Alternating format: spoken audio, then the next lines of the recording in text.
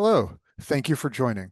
I'm Evan Dellon, a professor of medicine from the University of North Carolina School of Medicine in Chapel Hill, North Carolina, in the U.S. Welcome to the talk, What You Need to Know, EGIDs, the Whole Gut, Part 1. I do have some disclosures here. And today, this is the outline for the talk.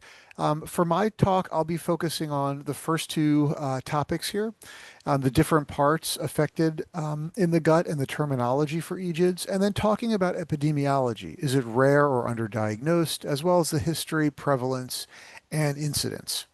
My colleague, Dr. Salvatore Oliva, will have another talk that you can tune into, and where he'll go through these other parts of the outline, including causes and risk factors, signs and symptoms, and how the diagnosis is made. So let's go ahead and get started. We're going to start at the very beginning, and as we talk about eosinophil GI diseases, one typical question is, what is an eosinophil? And an eosinophil is a normal white blood cell in the body, and like all white cells, it would fight infections. Now, this is a smear from the blood, and in this um, smear here, you can see red blood cells. These are the little red cells. You can see a platelet. And then the bigger purple color cells are types of white blood cell. And this is the eosinophil right here, which is very characteristic because it has these little pinkish granules and this purple two-lobed or bilobed nucleus. And this is the cell we're talking about. And again, it's a normal white blood cell. It's seen in low numbers in the blood. That's normal. And it's also seen in low numbers throughout the stomach, small intestine, and colon, but never in the esophagus. So there it is again. That's the eosinophil. And again, when we talk about whether they're normal, they are never normal in the esophagus. So if we're looking at our schematic of the GI tract here with the esophagus, there's no normal eosinophils there. However, as you go further down, you'll see higher and higher numbers starting in the stomach where they're relatively low, 10 to 20 may be normal, duodenum 20 to 30 may be normal. And in the colon, we now know actually that higher levels, even up to 50, 60, might be normal. And that's all part of the normal GI tract immune system. So they are normal. What we worry about in the conditions that we're going to talk about is when they become too many and have abnormal functions. So to that effect, let's talk about it. What is an eosinophilic GI disease or an EGID? And when we think about this, let's start with something that's more common, maybe more familiar, which is eosinophilic esophagitis or EoE. And we have a conceptual definition of EoE. So EoE is a chronic immune antigen-mediated esophageal disease characterized clinically by symptoms related to esophageal dysfunction and histologically by eosinophil predominant inflammation. So if this is our conceptual definition for EoE, we can make the analogy now with an EGID. So an eosinophil gastrointestinal disease, or an EGID, is a chronic immune-mediated condition characterized clinically by GI symptoms and histologically by pathologically increased eosinophil predominant inflammation. Now, how would we name those? Well, we would name these conditions traditionally by the location where that abnormal eosinophilic inflammation is, and also where the symptoms seem to be coming from in the GI tract. And so we would typically have eosinophilic esophagitis. That's easy. That's in the esophagus. Gastritis would be in the stomach. Gastroenteritis could be in the stomach or in the small intestine, and colitis would be in the colon. Now, recently, though, we have looked at a newer way to name the EGIDs. And why would we want to update this? Why would we want a new nomenclature system? Well, it turns out that if you talk to different doctors and look in different research, there's a lot of variability in how this term is used, particularly with the term eosinophilic gastroenteritis, which is probably the most common term that you've heard of. But when doctors take care of patients in clinical use, the term can be used variably.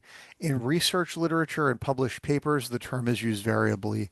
And interestingly enough, the majority of papers that are talking about eosinophilic gastroenteritis actually refer to the duodenum, so the first part of the stomach right after or the first part of the small bowel right after the stomach.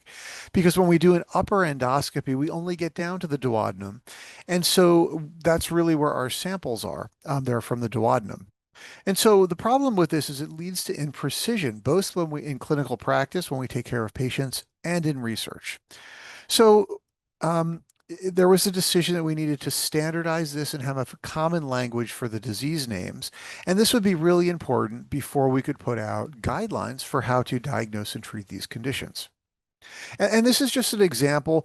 We did a survey where we asked a number of GI doctors who were very familiar with EGIDs the question, when I use the term eosinophilic gastroenteritis, I mean to indicate the disease involves. And so for me, that term indicated both the stomach and the small bowel, right? Gastroenteritis, stomach and small bowel. And that is what the 40% of people thought, but 60% of people used it in a different way. And you could see that distribution here, and it could mean anything basically. Any location along the track. It could mean colon, even though there's no colon in that term. And so you could see why there's so much confusion around this term. So based on this, a large group of authors from around the world, you can see in the little box on the left there, came together and came up with a new system. So what this is that overall we're calling the diseases eosinophilic gastrointestinal diseases, or EGIDs. And within that, if they only affect the esophagus, you have EoE. So nothing changes with that. But any other location now, you have a non-EoE EGID. And then you further look at what location it may be in, and that's how you name it. So if it's the stomach, it would be eosinophilic gastritis. If it's in the small intestine, it would be eosinophilic enteritis. And if it's in the colon, it would be eosinophilic colitis. And we also standardize the abbreviation. So you have this EO kind of abbreviation, EOG, EON, EOC. And that makes everything pretty standard. And this is sort of where you would stop with general clinical use, but it does have sort of allows deeper characterization, where in the small bowel, if you know the location or multiple locations, you can go down and say eosinophilic duodenitis, jejunitis, or ileitis. And then, of course, how to name things if you have two locations. So now if you have the stomach and the small bowel involved, the preferred thing to do is to say, well, you have eosinophilic gastritis and enteritis. That would make it a lot more specific, and we really are de-emphasizing this term eosinophilic gastroenteritis in these nomenclature guidelines. So with that, let's talk a little bit about the history of the EGIDs. And it turns out that eosinophilic gastroenteritis, now historically I'm going to use that term because that's what it was called then, has been known a lot longer than EoE. The first case was by Dr. Kaiser in 1937. We didn't have a possible first case report of EoE until 1978. For more modern studies, Dr. Talley from Australia really reported the first larger series of, again, what he was calling eosinophilic gastroenteritis in 1990. And then Dr. Atwood in England, followed quickly by Dr. Straumann in Switzerland, reported what we would consider the modern kind of description of EoE. So just 30 years ago, really, for that.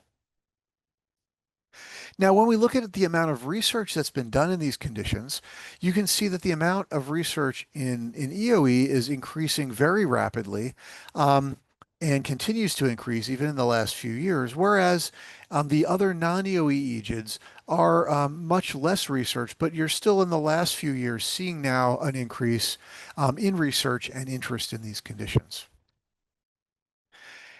Now let's go into the research a little bit, and we're going to talk about epidemiology. So what is this, and how can we apply it to EGIDs? Well, epidemiology is the study of patterns and the causes of diseases in defined populations. These studies use observational designs and statistical techniques to make inferences or conclusions about etiologies or causes of disease or risk factors of disease. Now, this is in contrast, observational studies are in contrast to interventional studies, say like a randomized clinical trial. What are the kind of epidemiology studies that we do? Well, there are case control studies, there are cohort studies. And case control studies are when you compare patients with the disease to patients who don't have the disease or a different kind of control group. Cohort studies are where you may follow people over time to determine who becomes a case and who becomes a control.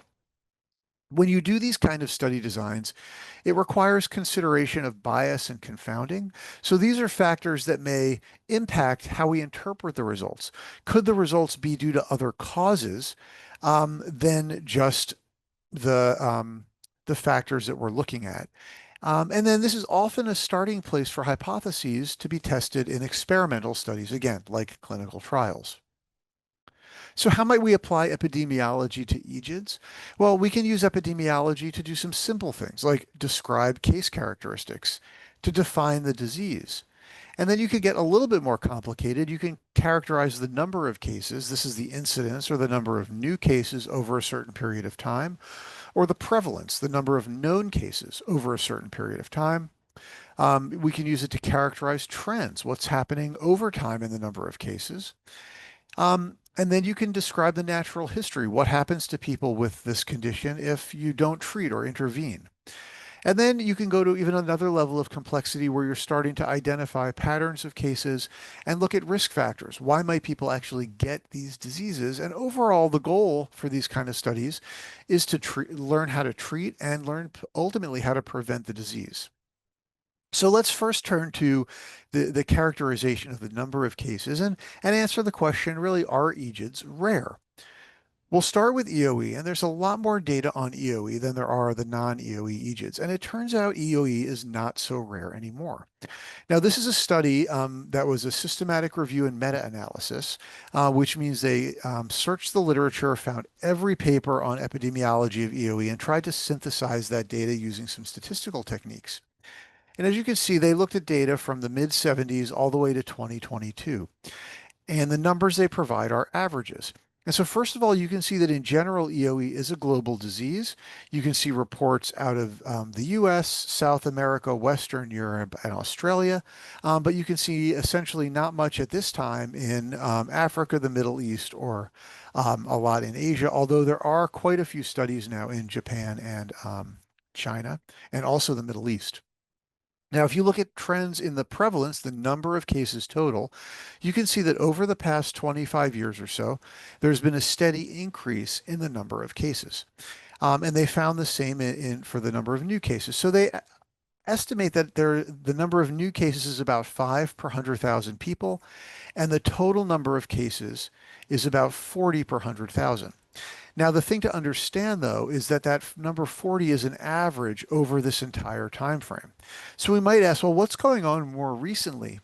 Well, these are data from the US, not global data, where we were able to look at large administrative databases. So these are databases of insurance companies where you can look at the number of diagnoses, and also a database from Medicare, which, as you know, is the insurance that covers patients 65 and older in the US. So we looked at the administrative data, which is called Market Scan for people under 65, and the Medicare data for people 65 and over. And we're able to look from 2009 forward. And again, just like globally, you see this very strong increase in the number of cases, and up to not 40 cases per 100,000, but in the most recent years, 163 cases per 100,000 in patients under 65 and 65 per 100,000 in patients over 65. You can see here that this is a breakdown by sex, male in blue, female in red, with peak prevalence overall about 40 years of age, but another peak of 15 to 19 years of age in the teenagers. And if you look at our distribution across the U.S. by state, there are states with more EoE. So, some of these more rural states have very high prevalences of EoE, almost 300 per 100,000. But when we average this out, overall, we can say now about 1 in 700 people in the U.S. has EoE. And so that is no longer a rare disease at all. So very strong trends towards increasing EoE. Now, this, of course, raises the question, why is this happening? What are the causes? And Dr. Oliva will be talking about that in his section of this talk. Now, this graph just gives you an idea of how fast the cases are increasing by both males in the black bars and in females from 2009 through 2022. And again, you can see this rapid increase over this time period. So just another way to see this visually and as an animation. Now, the interesting thing about the prevalence is that it's likely what we're measuring is just the tip of the iceberg. And to illustrate that, I'll point out this study by Angela Lamb and colleagues. And their focus here was looking at how burdensome was EoE in the emergency department in the US. So, how many people are going to the emergency room primarily with a food impaction? And what they found was that about 50,000 people um, had this happen to them from 2009 to 2019. You can see that here. And then if they extrapolate these data out another 10 years, this number was expected to double. So that's a pretty big burden of people coming to the emergency room. But what's interesting to me about this study is that they while they found 50,000 visits were people who had a known diagnosis of EoE, they actually looked to see how many people came to the emergency room with trouble swallowing, a food impaction, or an esophagus stricture, but who did not have a diagnosis code. And they just asked this question in men who were under the age of 40. Because within that group, there's not much that would cause that besides EoE. And it turns out there were 700,000 people, and that's a huge number. That might double or triple the known prevalence of the condition in the US if they were all diagnosed with EoE. And so that's what I mean when I say I think our identified cases are just the tip of the iceberg. So we're going to continue to see increasing diagnosis of EoE. Now, part of that is from diagnostic delay. What does that mean? Well, it means that there's a long time between when someone might start feeling the symptoms and when they're ultimately diagnosed with EoE. And so, for example, if you look at data from, sorry about that, if you look at data from the US, you can see the length of time with symptoms here on average has actually gone up from about 5 to 8 years over this time period. And it actually has not come back down in recent years. Um, and in Switzerland, it's the same thing. They've got this diagnostic delay of, on average, maybe 5 years, but you can see this wide range. Some people with delays of 20, 30, or even 40 years. Now, the good news is you can look at a country like Spain and you can see over time, again, the years are on the y-axis here, that over time the delay has been decreasing. And so that may be a model for how other places can decrease the delay and get patients diagnosed faster. Obviously, we want to help people as fast as we can. We want to prevent the disease from progressing to getting complications. And there's similar data in Denmark. And, in both of those countries, there's education processes and certain referral centers where people go, and that helps, I think, make it more efficient for diagnosis. Now, let's turn from EoE to the non-EoE EGIDs. And the epidemiologic data, like I mentioned, are not as robust, and there's just, fewer studies. This is a study from the Seeger Group, the Consortium of Eosinophil GI Disease Researchers. This is a group of researchers at multiple academic centers in the United States, and we all pooled our the data from patients who had EGIDs, non-EoE EGIDs. And you can see here, you could look at the number of diagnoses on the y-axis here and time, and you do get a sense of an increasing time trend with the non-EoE EGIDs. These different colors are, red for eosinophilic gastritis, blue for enteritis, etc. But you also see maybe a little decline here or tailing off. So it's not totally clear about a big increase at this time. What was really interesting about this study, though, is that it showed that about a third of all of the patients had more than one area of their GI tract involved. And so you can see here, like this is esophagus and stomach and small bowel combined. This is esophagus and stomach combined, stomach and colon. So you can see the distribution here. So that's something very interesting that we're seeing in the epidemiology. Now, there is also diagnostic delay in non-EoE EGIDs, and here there's a number of reasons why. Many patients present with non-specific symptoms, and so if the symptoms are not recognized, you can't make the diagnosis. What do I mean by non-specific symptoms? I mean symptoms like abdominal pain, nausea, vomiting, change in the bowels. It could be caused by quite a number of different conditions. Then patients have to have an endoscopy and biopsies to get diagnosed. And if biopsies aren't taken or not enough biopsies are taken, you might not make the diagnosis even there. And then, of course, the biopsies have to go to be looked at under the microscope for histopathologic evaluation. And here, because told you, eosinophils can be normal in the GI tract. And so sometimes elevations may not be appreciated. And so that's another reason that the diagnosis could be missed. So a number of reasons for possible diagnosis. Now, very recently, just in May at our main GI meeting in the US called DDW, we were able to present new data on the prevalence and also the burden of disease as measured by costs of non-EoE EGIDs in the US. So here you can see in the yellow, it would be any of the non-EoE EGIDs.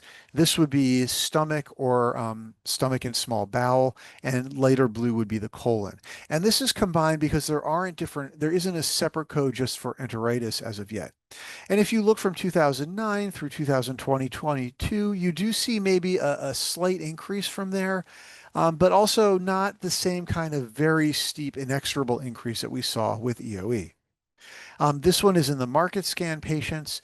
You can see that in older patients in the Medicare data, the numbers are higher and the trends do seem to be increasing a little bit. But if we do the overall calculation, whereas with EoE, we were looking at 168 or more cases per 100,000. Here, it's an order of magnitude or two smaller, just 3 to 7 cases per 100,000, maybe 30,000, 40,000 cases nationally as opposed to hundreds of thousands, 500,000. But the costs are still substantial for this small number of patients, more than $100 million per year of healthcare costs in 2022. Compare that to EoE, multiple billion dollars. So again, less magnitude because this is truly a rare disease. Now, there is a question, as I mentioned, there could be different steps in the pathway where non-EoE EGIDs might be missed or have a diagnostic delay. And so it could be that this is also underdiagnosed. And there's a single multi-center prospective study that was done that suggests perhaps there is a higher population in a certain subpopulation. I'm sorry, higher number of people with non-EoE EGIDs in a certain subpopulation. So in this study, um, more than 550 patients were screened about their GI symptoms, and about 400 met a criteria of moderate to severe symptoms. And this is symptoms like abdominal pain, cramping, bloating, nausea, vomiting, diarrhea, poor appetite, weight loss, those sorts of things. And if those symptoms were severe enough, they underwent an endoscopy with a lot of gastric and duodenal biopsies, 8 in the stomach and 4 in the small intestine. And of these, 45% actually had high enough eosinophil counts to potentially meet a diagnostic threshold for eosinophilic gastritis or duodenitis. Um, and I think this is really provocative, and it says that there may be more of these cases. There's some parallels here with EoE, where we know EoE is more common in certain populations, like, for example, in adults with trouble swallowing or patients who come to the emergency room with a food impaction. The tricky thing is this is just one study. It hasn't been replicated, and it really isn't yet being borne out in clinical practice. But I think there's more on this to come as we learn exactly how frequent the non-EoE EGIDs are. Another question is, what about patients who have EoE? Might they also have an overlapping non-EoE EGID? And this has been looked at in a few studies, and basically the answer is it's very uncommon. So in this study on the left, this is from Northwestern in Chicago, and they had a large number, almost 1,700 patients with EoE diagnosis who had other biopsies in their stomach or small intestine, and only about 3% of these patients had a non-EoE EGID. Very similar in the Netherlands, although it's a much smaller population. About 3 or 4% of their EoE patients had gastric and had eosinophilic gastritis or duodenitis, and our data at UNC is about 1 to 2%. So this means that it's pretty uncommon for someone with EoE to have eosinophilic gastritis and duodenitis. When do we look for it? Well, if someone with EoE also has, say, abdominal pain, nausea, vomiting, diarrhea, lower GI tract symptoms, those generally can't be explained by EoE, particularly in adults, although in children those are EoE symptoms. And so then it would make sense to biopsy the stomach and small intestine, or if you see anything abnormal, we would biopsy the stomach and small bowel. That's particularly in adults. In children, when they get an endoscopy, it's routine care for them to get esophagus, stomach, and small bowel biopsied. Well, thank you so much for listening to that part of the talk. I wanted to end here by talking about EGID Partners. This is a website. You could find it at egidpartners.org, which is a patient-powered research network. So what does that mean? It means that patients can join and be participants in research projects. When you join, you essentially are answering a series of surveys about your health if you have an EGID. And you can also suggest research topics that might be of interest to you, and then the results are fed back to the patients so they can see how they've contributed to the projects. Of course, it's totally anonymous. All of the data are in aggregate. And what's interesting about this website is not only are we looking for patients with EoE, non-EoE EGIDs, any of the EGIDs really, we're also looking for people who may be healthy, who want to participate and act as a control where we can compare patients with EGIDs to those who aren't. So please go ahead, feel free to check this out. And then I would just thank you again for listening. And please remember to hear the remainder of the topics. If you're interested, please check out the talk by Dr. Oliva. Thank you very much. And thank you so much to EO's network for inviting me to talk and to partnering in so many advocacy and research efforts. Hi, I'm Professor Salvatore Oliva, a pediatric gastroenterologist working in Rome at Sapienza University, Policlinico Umberto I, and I'm happy to be here today in this webinar on what you need to know about EGIDs, the whole gut part 1. So my talk will be focusing on causes and risk factor to develop this condition, and then we will talk about a bit about the differences existing between the clinical presentation in kids and adults. And finally, we will focus on the way how we make the diagnosis, what are the tests that we should consider, why and when these tests are extremely important in evaluating patient with the suspicion of eosinophilic gastrointestinal disorder. So let's start from the beginning. So how the disease starts. Basically, as you know, in general, these conditions have been defined as multifactorial. So it means that we have a genetic background, and then we have, of course, some environmental factor that can have an effect in determining and triggering the inflammatory process that leads to the typical clinical presentation of this condition. What we know is that, for example, in eosinophilic esophagitis, there's a specific ratio between two sexes, which is the male-female ratio 3:1. And this is because estrogen can have a protective role on the IL-13 pathway, which means that having estrogens is a protective to develop a protective factor to develop eosinophilic esophagitis. This explains why males are more affected than females.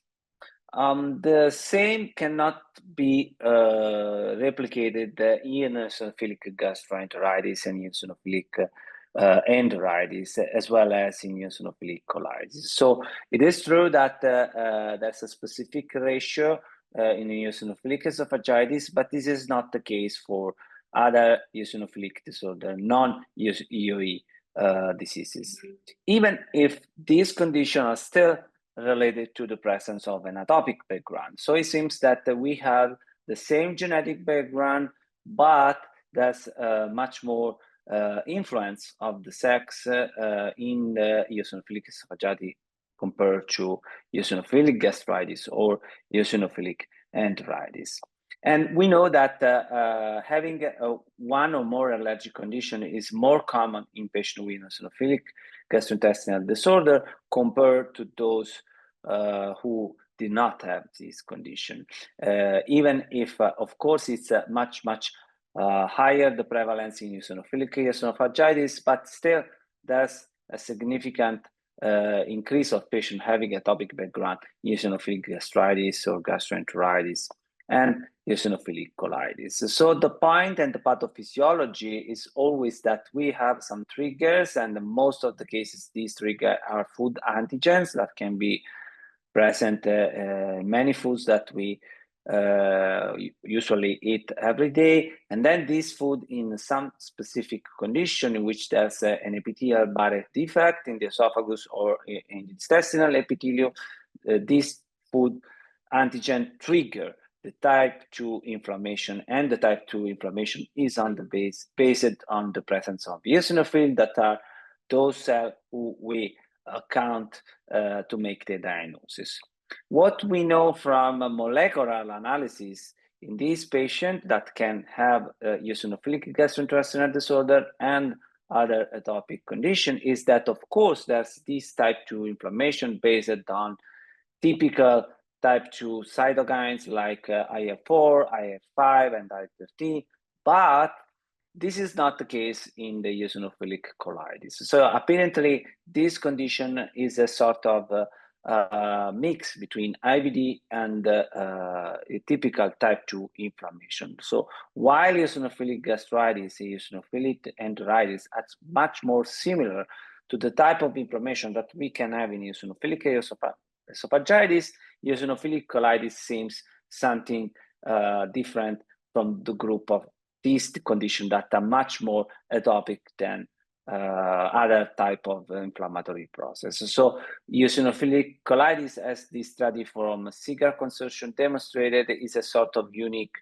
type of inflammation that cannot be really classified as an allergic inflammation.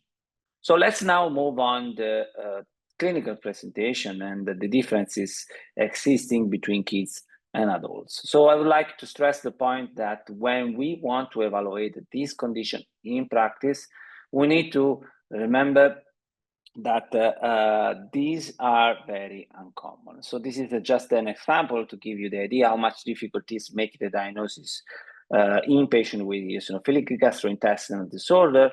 So if I ask you, in this case, in the picture that you can see on the screen, what type of object is represented here, then probably you will have a different hypothesis, but it's very difficult to say what is this objective because you don't have enough information to say that. Even if I give a little bit of more information, then it's still challenging because, of course, you can have a better idea, but still there's the need to have the clear evaluation of this object. And once you have enough information, then you can make a real hypothesis. And in this case, you can recognize easily the objective of the picture, and then you can say that it's a peer. And once you have in mind the objective of the object of your discussion or your evaluation, then you are able to recognize this object in any setting and in any scenario. So this is what it means having managing this condition in real practice. If you don't know, if you don't have in mind this object, if you don't know this condition, then you will not be able to recognize them in a clinical practice in different clinical scenarios. The other important factor is these conditions are very unspecific. So sometimes even if you know the type of condition that you want to evaluate in practice, the type of condition that you suspect in a specific patient, then it's challenging determining what type of disease are you managing. Because in this case, for example, you have a new object, and this object, I challenge you if it's an apple or it's an orange, and that's the point of the evaluating this condition, because sometimes we have a quite significant overlapping with other inflammatory diseases of the GI tract, like inflammatory bowel diseases, like other conditions like celiac disease. So it's complicated sometimes determining diagnosis this condition, presence of other condition that can mimic these clinical symptoms related to eosinophilic gastrointestinal disorder. So in summary, we can say that are very rare, are very uncommon, are very unspecific, and these are factors that make the diagnosis very challenging for the clinician.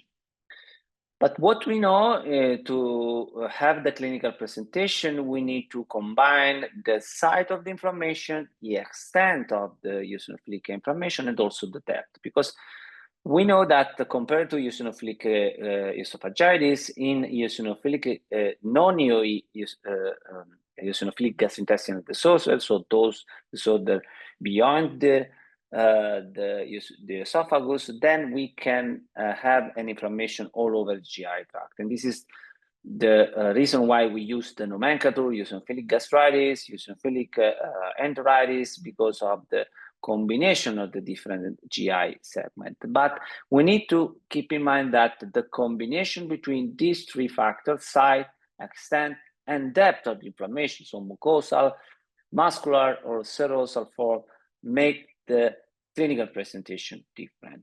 For example, in eosinophilic gastritis, we will have, of course, symptoms related to the gastric function, like nausea, vomiting, or dyspepsia, while in eosinophilic enteritis, then you could have more diarrhea, abdominal pain, because the inflammation is lower in the GI tract. And finally, in eosinophilic colitis, of course, you can have also blood in the stool or abdominal pain related to lower abdomen. So it means that these different sites make a different clinical presentation. And sometimes we know that there's not a singular distinction. So we used to consider this new nomenclature, gastritis, enteritis, and colitis, but sometimes these conditions are connected. So we have an extent that can be in the esophagus and colon, or in the esophagus and stomach. So according to the extent of the disease, then we use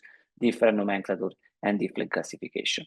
And finally, as I said before, then we need to classify the level of the inflammation inside the intestinal wall. So you can have a very superficial inflammation that leads to mucosal symptoms like vomiting, diarrhea, according to the, as I said, the site of the inflammation, but you can have an effect also on the muscular component of the intestinal wall, and this means GI obstruction. So it means something that really makes the work for the GI tract very challenging, and then we can have obstruction during the clinical presentation. And finally, we can have also even something that is very deep, and then we can have ascites or peritonitis with a lot of liquid and eosinophil in this liquid in the abdomen.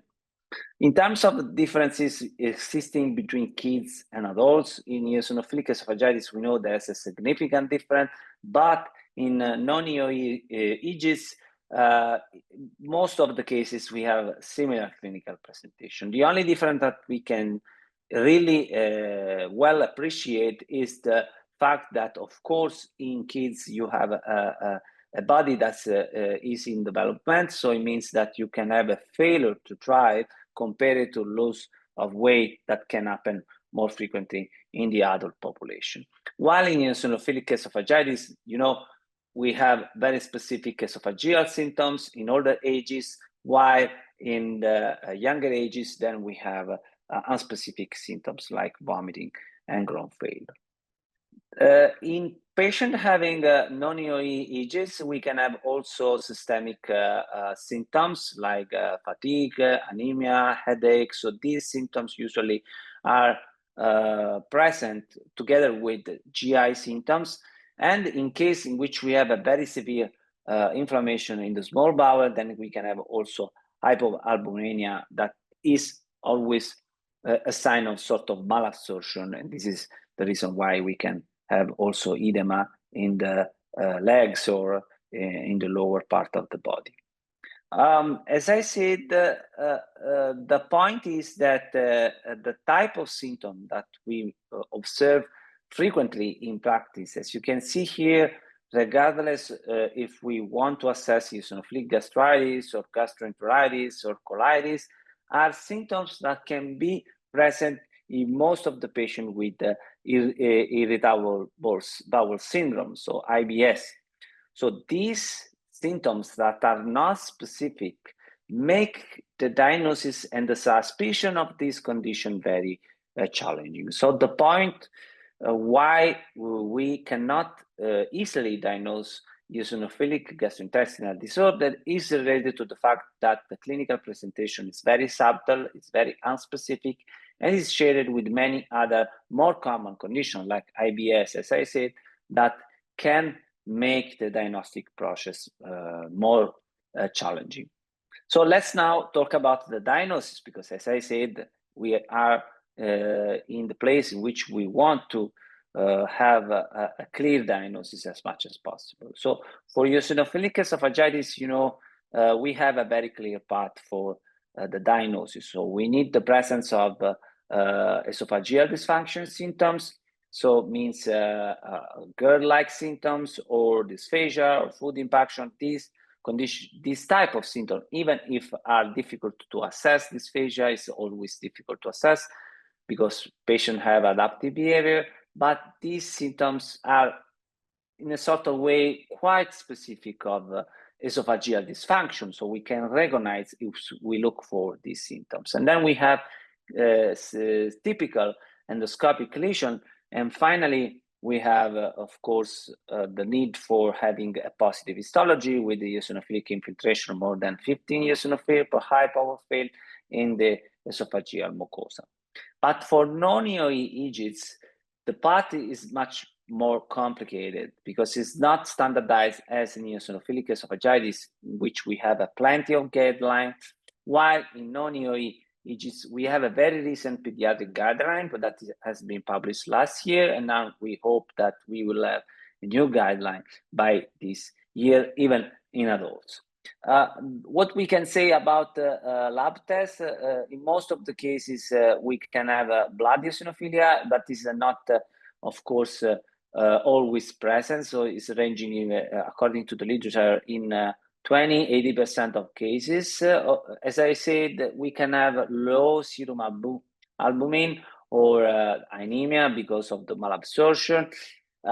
Inflammatory marker, blood inflammatory marker like CRP or ESR are not very informative in terms of describing the inflammation, as well as fecal calprotectin. Fecal calprotectin is a marker of intestinal inflammation, is much more related to neutrophil rather than eosinophil, which are the topic of this kind of inflammation. So basically, fecal calprotectin is not very informative in assessing the type of inflammation that we look for in this condition. In about half of the cases, we can have a elevated IgE or positive allergy test, skin allergy test. When we have a suspicion of muscular form or even inflammation that is deeper than the simple mucosal form, then imaging studies are very useful, like ultrasonography, but even CT or MRI in case we want to appreciate that the entire intestinal architecture. And if we have a suspicion of muscular form or for example, serosal form, then this is the case to also have full thickness biopsies or paracentesis in case we have a significant inflammation out of the intestinal wall. But what makes the diagnosis, even in this case, in most of the cases, is the endoscopy. The only difference compared to eosinophilic esophagitis that the rate of normal endoscopy is very high in this condition. So it's about 60% of cases. So it means that you have symptoms, you underwent endoscopy, but there are no significant lesions or there are unspecific lesions. And even if the endoscopies take the biopsies in the region which there is more inflammation compared to normal mucosa, there's no higher probability of finding a positive histology. So this means that the disease is patchy. You need to take as much as possible, as much biopsies as possible, because otherwise you will miss the diagnosis. So multiple biopsies in refractory patients are the only way that we can have to diagnose the condition. The point is that we don't have a standardization in taking biopsies, and this has been demonstrated in this study in which adult and pediatric gastroenterology have taken a very variable number of biopsies and sample in the different segments, and this make, of course, the clinical and histological evaluation more complicated. The other problem is since most of the physicians don't know very well this condition, they perform the endoscopy because patients have clinical symptoms that can be related to IBS.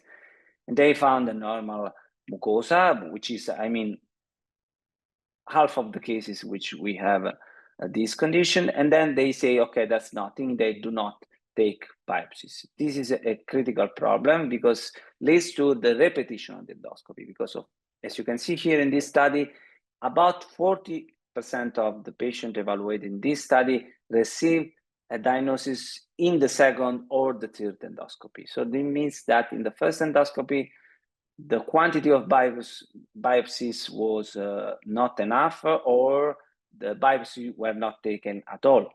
And this is a problem because, of course, it's a discomfort for patients that needs to repeat the endoscopy many times before having a clear diagnosis. And so you can understand why we have a significant diagnostic delay in this condition, because you can have unspecific symptoms, you can have endoscopy without biopsies, and you can have also an histology that is not properly evaluated because it's not only taking biopsies, it's also having a good pathologist that is really focused on this condition and can count eosinophil. And also, in case eosinophils are not prevalent, he needs to evaluate other features that are related to the presence of eosinophil. This is the reason why we decided as a group of trainee and scholars of the SIGAR consortium to develop this card, as you can see here, that are cards that can be used by patients when they have a suspicion of EGIDs, in order to remind physicians to take biopsies as much as possible in this segment and increase the diagnostic yield of the procedure. Once the pathologists get enough material for the histological evaluation, we need to understand that, of course, eosinophils are not standardized. The number of eosinophils is not standardized in the entire GI tract. So this means that we have some thresholds that are recommended for diagnostic eosinophilic gastritis or eosinophilic enteritis. And there's a simple rule that we use. It's a rule of 15, in which you can multiply by 15 in the different segment up to the cecum, and then you go down from the cecum to the rectum. And these are the counts that can be considered as diagnostic count. Of course, needs to be included in a clinical evaluation that is consistent with the presence of eosinophil. But when you don't have these counts, so these counts are not diagnostics, are not above the threshold, then you need to have a good pathologist, because the pathologist is always able to determine if that specific inflammation can be related to this condition or can be a consequence of other diseases or use of drugs or whatever that is not a primary eosinophilic gastrointestinal disorder. And this is the reason why we need to understand that, especially in this condition, we need to exclude all the other type of diseases like H. pylori infection or neoplasia or any other condition that can mimic eosinophilic gastrointestinal disorder and can increase the number of eosinophils, not as much as eosinophilic gastrointestinal disorder. But sometimes, as I said at the beginning of this talk, it's possible that we have the coexistence of the two conditions. This is the case of inflammatory bowel diseases or celiac diseases that are diseases that affect the same segment of the GI tract. And in this case, we can have the coexistence of both conditions. So this means that we have a very challenging case in which it's difficult to determine if symptoms are related to IBD or are related to eosinophilic gastrointestinal disorder. But we know that, for example, from this study in which they collected the cases of patients having IBD and eosinophilic gastrointestinal disorder, and in this particular case in which you have the coexistence of both conditions, then there's an higher the probability of having a more difficult to treat patient. So we can say in summary that if you want to make the diagnosis of non-EoE eosinophilic gastrointestinal disorder, then having peripheral blood eosinophilia can be a sign of the disease. But of course, this evaluation cannot be performed in any patient because, as I said, is ranging between 20 and 80% of cases.